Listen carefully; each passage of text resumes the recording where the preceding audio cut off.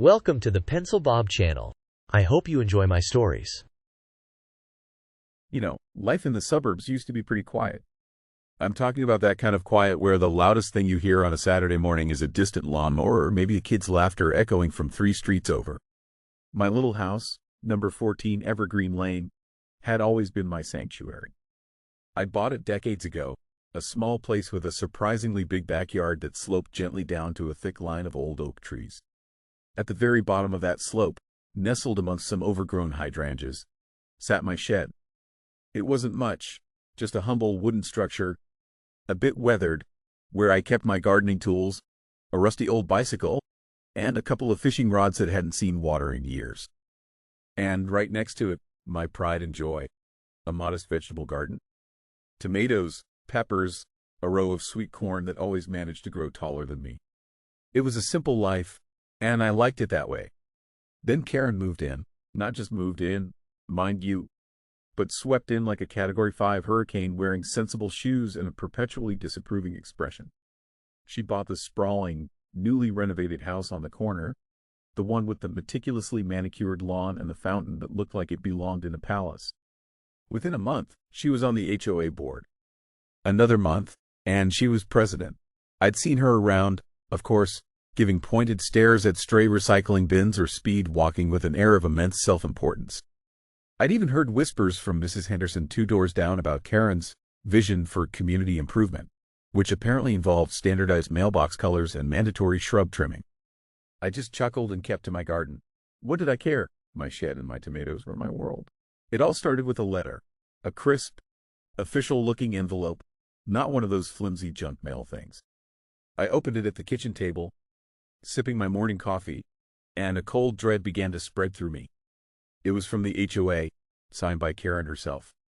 The language was polite, almost clinical, but the message was anything but. It talked about recent comprehensive review of original plat maps and property boundaries. My eyes scanned down, and there it was, buried in the 3rd paragraph. It has come to the board's attention that a portion of the property currently occupied by the structure commonly known as a garden shed, located at 14 Evergreen Lane, appears to reside within the designated common property of the Evergreen Estates Homeowners Association. My coffee mug clattered against the saucer. Common property? My shed? That shed had been there when I bought the house. It had been there for 40 years, according to old Mr. Miller, who'd lived here since the development was nothing but cow pasture. I walked outside, squinting at the faint, almost invisible property markers I knew were there. No, impossible. My shed was firmly on my land. I paced the length of my garden, my heart thumping a frantic rhythm against my ribs. This had to be a mistake. A big, fat, bureaucratic mistake. I tried calling Karen. Her number was on the letter. It rang 6 times before her voicemail picked up, a smooth, professional voice that somehow sounded utterly dismissive even in recorded form. You've reached the office of Karen Dubois, HOA president. Please leave a message. I left a message, a polite but firm one, asking for clarification, suggesting a meeting, anything to sort this out. She never called back. Not that day, not the next. Instead, another letter arrived a week later. This one was far less polite. It detailed a special HOA board meeting called specifically to address the unauthorized encroachment at my property. It stated, in no uncertain terms, that due to irrefutable evidence from the plat maps, the land under and around my shed was indeed common property. The letter concluded by informing me that the board had voted unanimously, to reclaim the land. There was a faint, almost invisible tremor in my hands as I crumpled the paper. Unanimous. That meant my old friends, Mrs. Henderson, Mr. Rodriguez, even young Tim from down the street who always borrowed my ladder. They all voted against me? No, they couldn't have. Karen must have somehow swayed them, manipulated them, or just plain bullied them. The next morning, I woke up to a strange metallic clang. I rushed to the window, pulling back the curtains, and my jaw dropped. 2 burly men in bright orange vests were putting up a fence. Not just any fence, but a tall, chain-link monstrosity, stretched taut and cold right across my backyard. It ran parallel to the side of my house, cutting off a good 15 feet of my lawn, going straight through my vegetable garden, and encircling my shed completely. My corn stalks, once proud and green, were now impaled on the harsh wire. My tomato plants were crushed, their ripening fruit scattered on the ground. The shed, my little haven, was now a caged prisoner. I tore out the back door, barefoot, yelling, "Hey! What are you doing? You can't do this!" One of the men, a burly guy with a faded tattoo on his arm, barely glanced at me. "HOA orders, ma'am. Common property. We got the paperwork." "Paperwork? This is my land. This is illegal. Talk to your HOA, lady," he grunted, turning back to stretch another section of wire. I stood there, watching them, feeling utterly helpless. The sun was rising, casting long shadows, but the air felt cold, chilling me to the bone. My private sanctuary, violated. My garden, destroyed. My shed, stolen. I spent the rest of the day in a daze, pacing my living room, looking out at the ugly fence, feeling a primal urge to tear it down with my bare hands. But what would that accomplish? I'd just get arrested for vandalism. The third letter arrived 2 days later. It wasn't just a letter, it was an invoice for common property usage fees. They were charging me $200 a month for the privilege of having my own shed and the mangled remains of my garden sitting on what they now claimed was their land. $200. It was extortion, plain and simple. And there was a demand for immediate payment, along with a threat of further legal action, if not paid within 7 days. I knew then that polite requests and unanswered phone calls were useless. This wasn't a misunderstanding. It was a hostile takeover. I swallowed my pride, pulled out my old flip phone, and called my nephew, David. David was a lawyer, a junior associate at a decent firm downtown. We hadn't spoken much since my sister passed, but he was family, and he was the only person I knew who could navigate this legal mess.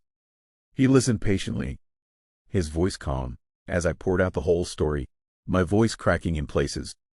"A technicality on plat maps? And they just fenced it off? That's bold, Aunt Sarah," he said, and I could almost hear him rubbing his chin. "Look, don't pay them a dime.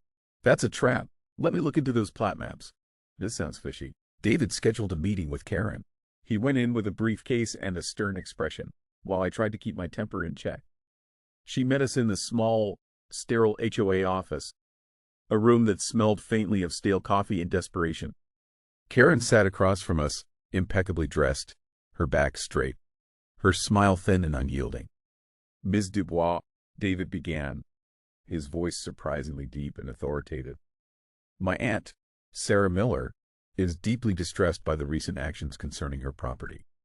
We believe there has been a significant misinterpretation of the property lines." Karen chuckled, a dry, humorless sound. "Mr. Miller, I assure you, there has been no misinterpretation. Our research, conducted by a professional land surveyor, unequivocally shows that Mrs. Miller's shed encroaches on HOA common property. We have the maps, the measurements, and the unanimous board vote to prove it." She pushed a thick binder across the table. Inside were photocopies of old, faded maps, marked with red lines and official-looking stamps. They looked convincing, I had to admit, even to me. "And the fence? And the monthly fees?" I blurted out, unable to hold back. "You destroyed my garden. You're trying to make me pay for something that's mine." Karen's thin smile vanished. Her eyes narrowed. "Mrs. Miller, the fence was a necessary measure to delineate the common property and prevent further encroachment. The fees are standard for unauthorized use of association assets. You were given ample opportunity to rectify the situation." "Rectify? You mean let you steal my land?" I shot back, my voice rising. David put a hand on my arm. "Ms. Dubois, we propose an independent survey. We believe the original plat maps may have been superseded by subsequent surveys or long-standing precedent." "Precedent means nothing when the official documents are clear," Karen said, her voice dripping with disdain. "And an independent survey funded by you? Why would we agree to that when we already have the definitive proof? We've given you every opportunity. Now, if you refuse to pay the usage fees and remove your structure, the HOA will have no choice but to pursue legal action for trespassing and damages." The meeting ended quickly after that, with David shaking his head and me seething with silent fury. As we walked out, I saw her looking after us, that same cold, triumphant glint in her eyes. It was personal to her, I realized, not just about the rules. It was about power, about making an example. True to her word, a few weeks later, the official summons arrived. The Evergreen Estates Homeowners Association was suing me for trespassing, for damages to common property, and for unpaid usage fees, which had somehow ballooned with late penalties. My heart sank. A lawsuit. David explained the process, the costs, the time involved. It's going to be a nasty fight, Aunt Sarah, he warned, looking grim. HOAs have deep pockets and lawyers on retainer. We'll have to build a strong case, dig into the history of this property like crazy. The community, once a quiet, almost sleepy place, quickly became divided. Some neighbors, mostly the newer ones, the ones who admired Karen's take charge attitude, started to give me wary glances. Mrs. Henderson, God bless her, brought me a casserole and whispered apologies, saying she'd been misinformed about the board meeting vote. Mr. Rodriguez, a kind man who always helped me with my heavy grocery bags, started avoiding eye contact. People took sides. Hushed conversations turned into heated arguments at the community pool, and the pleasant hum of suburban life was replaced by a low, simmering tension. My little house, once my sanctuary, now felt like a besieged fortress, the ugly chain-link fence a constant reminder of the battle ahead. I looked at that fence, at my ruined garden, and a strange calm settled over me. This wasn't just about a shed anymore. This was about something much, much bigger. I had to win. I absolutely had to. And as David started gathering documents, poring over old deeds and obscure legal texts, I began to think about what winning really meant and the lengths I was willing to go. Continue. NLT. Immersive greater than David was a whirlwind of activity. Our kitchen table, once a quiet spot for coffee and crosswords, became a battlefield of legal documents. Old deeds, surveys, aerial photographs dating back decades. He spread them all out, muttering to himself, highlighting sections, making notes. He spent hours on the phone, talking to land surveyors, title companies, and even some retired city planners. It's a mess, Aunt Sarah, he'd say, rubbing his temples. These old plat maps, they're like ancient hieroglyphs. And the way Evergreen Estates was developed, it was piecemeal, little chunks added over time. Karen, meanwhile, wasn't sitting idle. Her lawyers, a sleek, expensive-looking firm from downtown, were relentless. They bombarded David with motions, demands for discovery, requests for every document I'd ever signed, every communication I'd ever had with the HOA. It felt like they were trying to drown us in paperwork, to wear us down before we even got to court.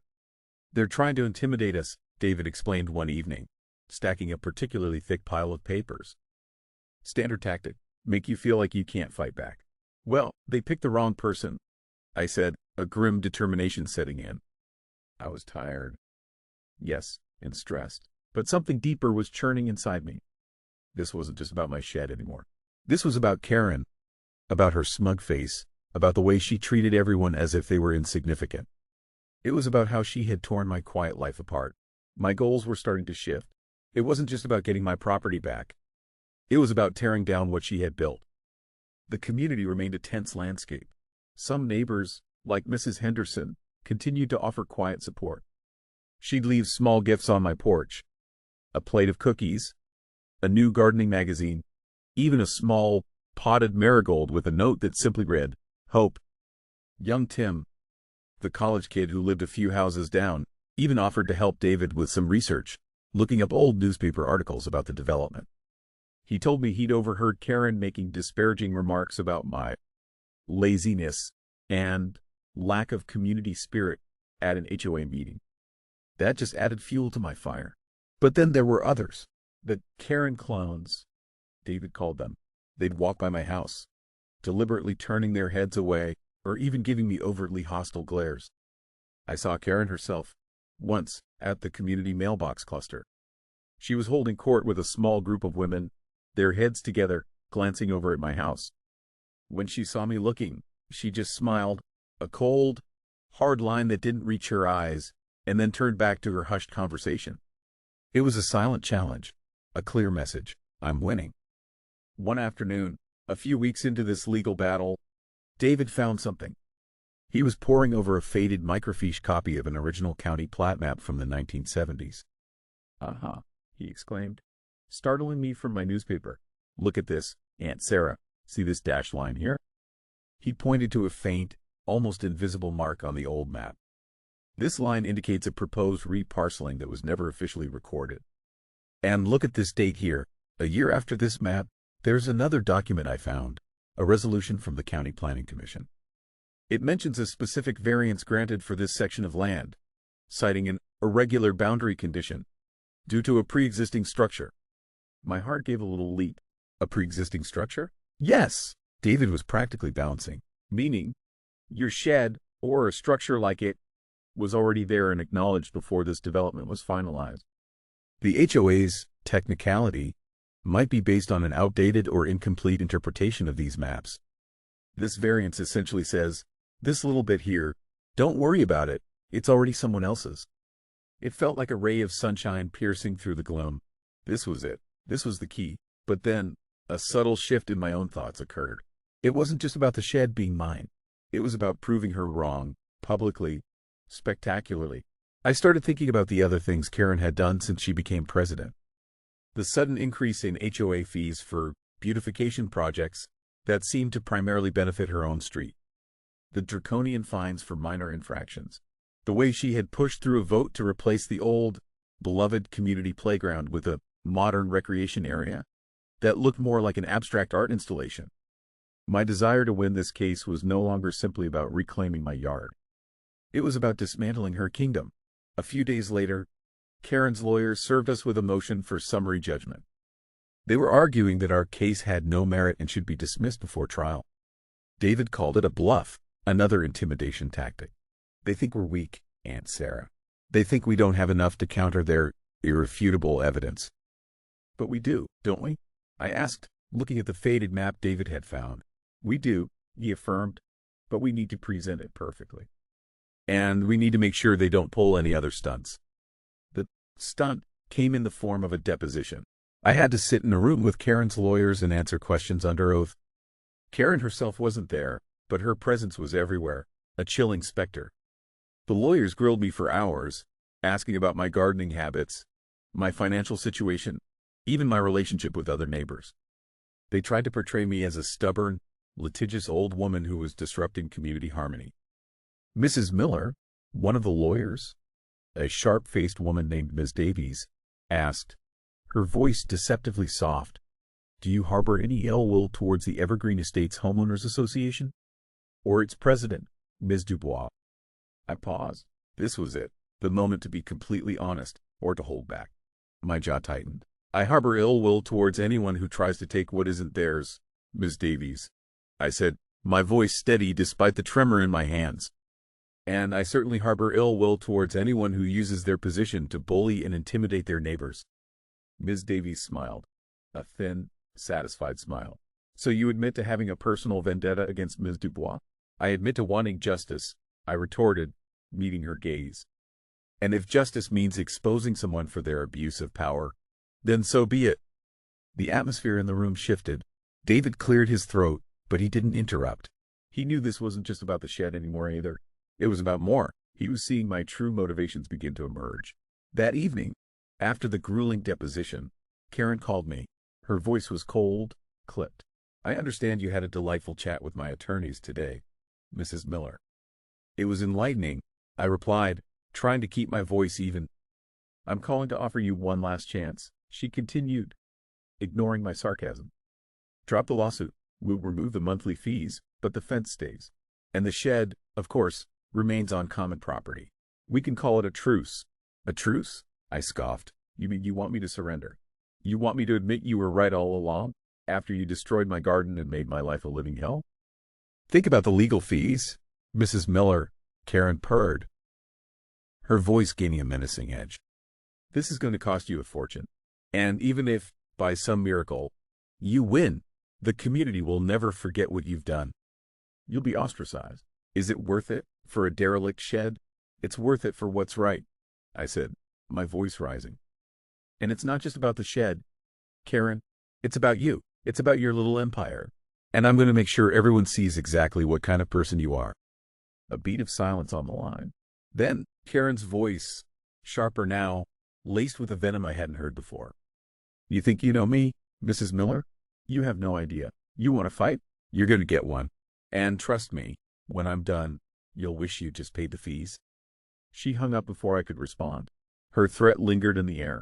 I could almost feel her cold determination seeping through the phone line. But instead of fear, I felt a strange sense of resolve. She wanted to play dirty? Fine. I had nothing left to lose. My simple life was already gone. David and I worked tirelessly in the weeks leading up to the trial. He had managed to get an expert witness, a retired surveyor who specialized in historical land records, to review all the old maps and confirm our interpretation of the variants. He had also found an old, faded photograph in the county archives from the 1960s, a wide shot of the area before the development, clearly showing a small shed, exactly where mine stood, long before any HOA existed. This was a crucial piece of evidence, proof of the pre-existing structure mentioned in the variants. But then, just 3 days before the trial was set to begin, a new document arrived in the mail. It wasn't from Karen's lawyers. It was from the county recorder's office. A notice. It stated that due to newly discovered discrepancies in the original plat maps submitted by the developer of Evergreen Estates, the county was initiating a review of all property lines within the community, and as a temporary measure, until the review was complete, all existing property markers were being declared under dispute and temporarily unenforceable. My stomach lurched. This was beyond Karen. This was the county. It was a broad, sweeping action. What did it mean for my case? David looked grim. This could throw a wrench into everything, Aunt Sarah, he said, staring at the notice. If the county themselves are saying all lines are disputed, then Karen's claim on common property might suddenly be a lot harder to prove. But on the flip side, proving your property line becomes just as complicated, for now. It's like the ground has just shifted under our feet. The trial was still scheduled, but now the stakes felt different, far more unstable. This wasn't just a battle between me and Karen anymore. It was like the whole foundations of the community were starting to crack, and my little shed and the lawsuit around it had inadvertently opened up a much bigger, more terrifying can of worms. And I had a chilling feeling Karen had somehow orchestrated this, or at least used her influence to trigger it, knowing it would muddy the waters and potentially derail my victory. Continue. The day of the trial dawned cold and gray, mirroring the knot in my stomach. The county's notice, declaring all property lines in Evergreen Estates under dispute, had been a major curveball. It was like going into a boxing match and finding out the ring itself was suddenly unstable. David had spent the last few days trying to figure out how to navigate it, how to turn it to our advantage, or at least keep it from sinking us. The courtroom was surprisingly small, but the air was thick with tension. Karen sat at the opposing table with her two slick lawyers, Ms. Davies and a stern-faced man named Mr. Thompson. Karen wore a crisp navy suit, her hair pulled back in a severe bun, looking every bit the poised, unyielding HOA president. She barely glanced at me, her gaze fixed straight ahead, an aura of supreme confidence radiating from her. Other neighbors were there too, scattered among the benches, Mrs. Henderson, a few faces I recognized from the HOA board, some of the Karen clones, who shot me daggers with their eyes. Judge Albright, a woman with sharp, intelligent eyes and a no-nonsense demeanor, entered the room. She surveyed us all, then tapped her gavel.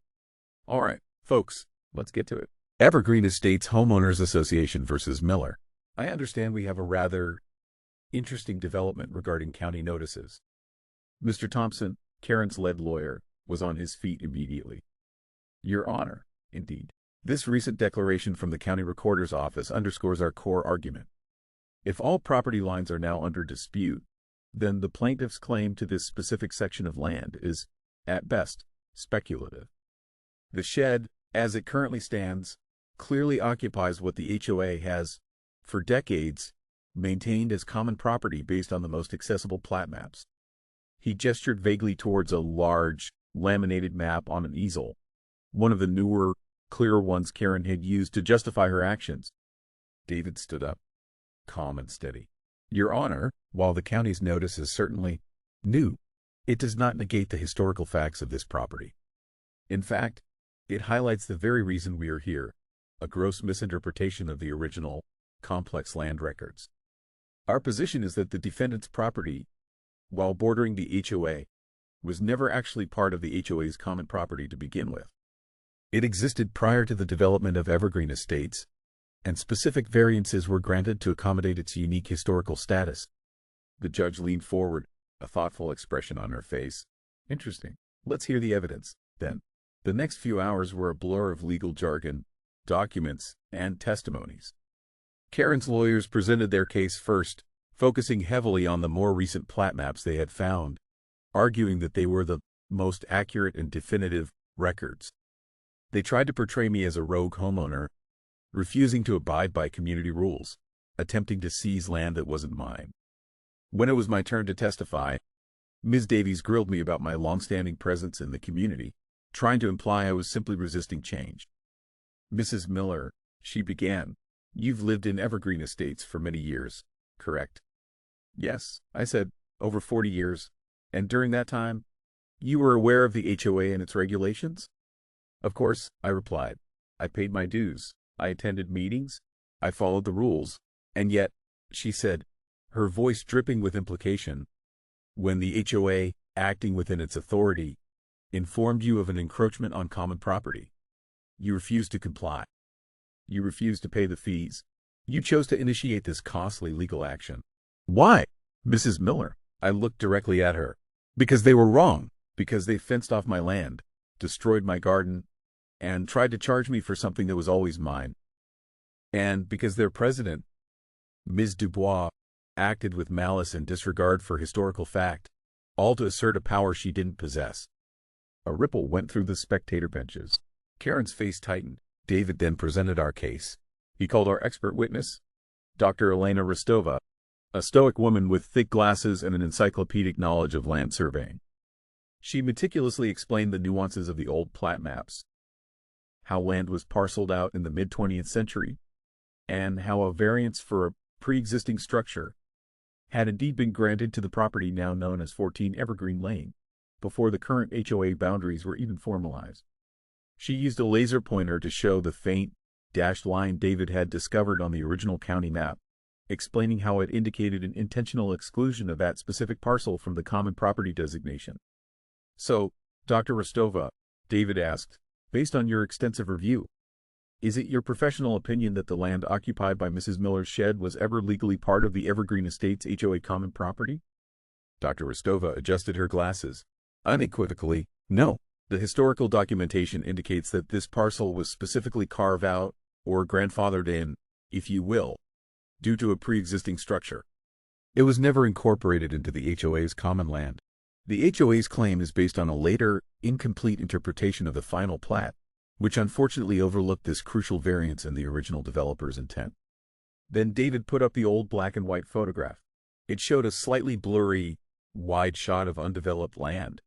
But there, clear as day, was a small shed, exactly where mine stood, long before any streets or houses. "This photo," David announced, "taken in 1968, confirms the presence of the pre-existing structure mentioned in the 1970 county variance.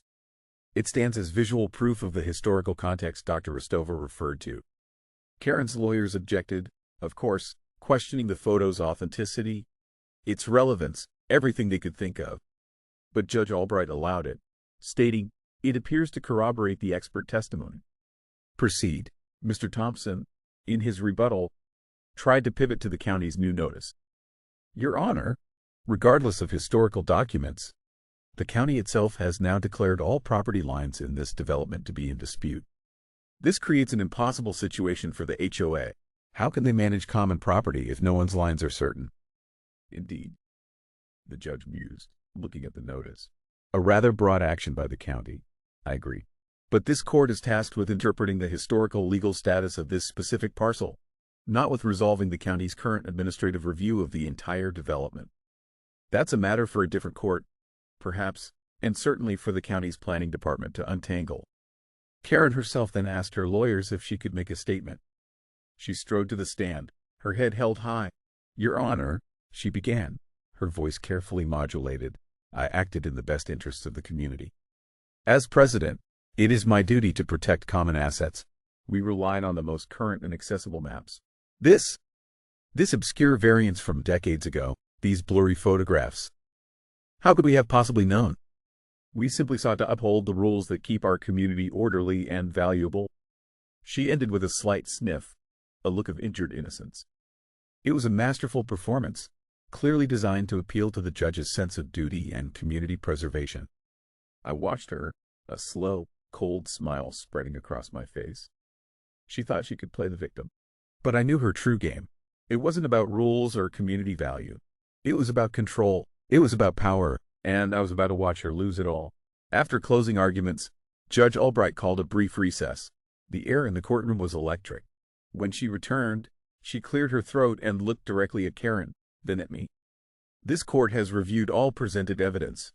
Judge Albright began, her voice firm, including the original plat maps, subsequent county resolutions, expert testimony, and photographic evidence. While the recent county notice regarding widespread property line disputes in Evergreen Estates is certainly a significant development, it does not alter the historical legal status of the parcel at 14 Evergreen Lane, as established prior to the full development of the HOA. She paused, then continued. The evidence presented by the defendant, Mrs. Sarah Miller, through her counsel, Mr. David Miller, is compelling. The 1970 county variance clearly indicates an exception for a pre-existing structure on that specific land. This means that the land where Mrs. Miller's shed stands was, and always has been, legally separate from the common property of the Evergreen Estates Homeowners Association. It was never intended to be part of it, nor was it ever legally incorporated into it. A hush fell over the courtroom. Karen's face went rigid. Therefore, Judge Albright declared, her voice ringing out, this court finds in favor of the defendant, Mrs. Sarah Miller. The claims of trespassing and unauthorized usage brought by the Evergreen Estates Homeowners Association are hereby dismissed with prejudice. A small, choked gasp came from Karen's table. I felt David exhale beside me. Furthermore, the judge continued, the fence erected on Mrs. Miller's property by the HOA must be removed within 7 calendar days. And finally, considering the unwarranted nature of this lawsuit and the undue hardship it has placed upon Mrs. Miller, the Evergreen Estates Homeowners Association is ordered to pay all of Mrs. Miller's legal fees and associated court costs incurred in this matter. A small murmur rose from the benches. Karen's jaw dropped, her carefully constructed composure crumbling. Mr. Thompson and Ms. Davies exchanged a quick, worried glance. Their expensive firm, forced to foot the bill for their own client's miscalculation. The judge gavelled once, sharply. Case closed. I looked at Karen. Her face was a mask of disbelief, slowly morphing into something ugly and contorted. Her eyes, fixed on me, were filled with a raw, burning hatred. It was more satisfying than I had ever imagined. This wasn't just about the shed anymore. It was about the absolute demolition of her authority, her reputation, her carefully crafted image in front of the entire community she had sought to control. As we walked out of the courtroom, David beaming, Mrs. Henderson rushed over and hugged me. You did it, Sarah. You really did it. I smiled. But it was a cold smile. The shed, the garden, that was just the surface. What truly filled me was the chaos. The county's notice, spurred by Karen's own overreach, now hung over every single property in Evergreen Estates.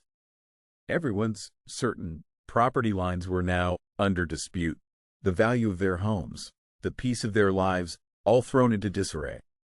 The HOA, stripped of its power, its funds depleted by legal fees, would be crippled.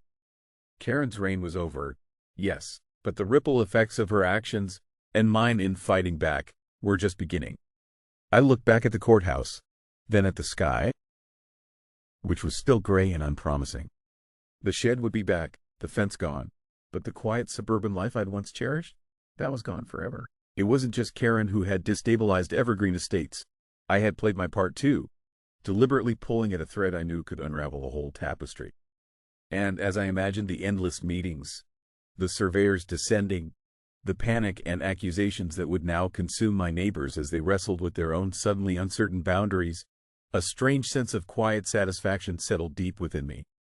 My garden might heal, but the rot had set in, and it wasn't going anywhere soon. The suburb, once a bastion of predictable peace, was about to become a battleground, and I, the quiet old woman with the shed, had lit the match. Seriously, What in the ever-loving hell is wrong with these HOA presidents? Karen, or whatever her real name is, clearly got a little taste of power and decided she was queen of Evergreen Estates. Technicality in the plat maps, my backside. This wasn't about property lines. It was about crushing someone just because she could. Fencing off someone's shed and garden? Then having the unmitigated gall to charge them rent for their own property? That's not just a power trip. That's outright theft. And the way she just bulldozed a board vote, probably with half the members too terrified to say boo, is typical. This isn't community governance. It's a petty dictatorship. The poor homeowner just wanted a quiet life, and this psycho decided to declare war over a shed that's been there for 40 years. I hope the judge throws the book at her and makes her personally pay for all the damage and emotional distress. What an absolute piece of work. The entitlement is truly mind-boggling. I've heard stories, but this one takes the cake for sheer, unadulterated nastiness. This judge better bring the thunder. Seriously, the legal battle here is just another layer of disgustingness. The HOA's lawyers, probably charging a fortune, trying to drown the poor homeowner in paperwork and intimidate them with depositions? That's the real scam. They count on people giving up because fighting is too expensive and too stressful. And Karen having the nerve to call and offer a truce, where the homeowner still loses their land but just doesn't have to pay her extortion fees. Pure manipulative garbage. I swear, these HOA boards think they're above the law. They pick on the quiet ones, the ones who just want to be left alone, because they think they won't fight back. But that homeowner, they truly dug in their heels. I hope the judge not only tells the HOA to shove their fence where the sun don't shine, but also makes them pay every single penny of the homeowner's legal fees.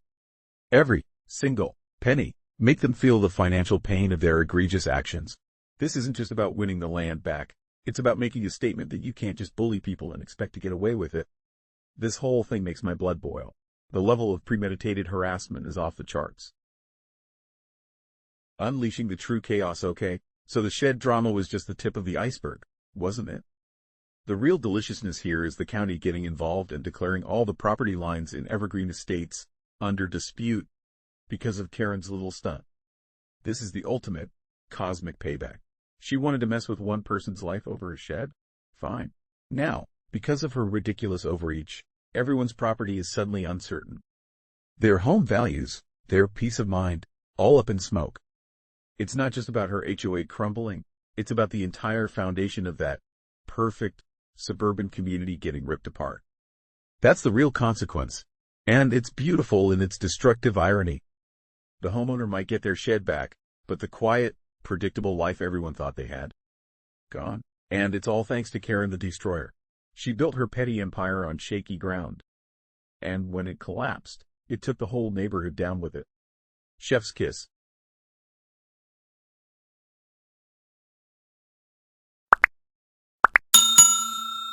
I would like to thank you for watching the video to the end. To encourage us to make more videos, please like, subscribe, comment, as well as share. Check out this other video if you haven't already.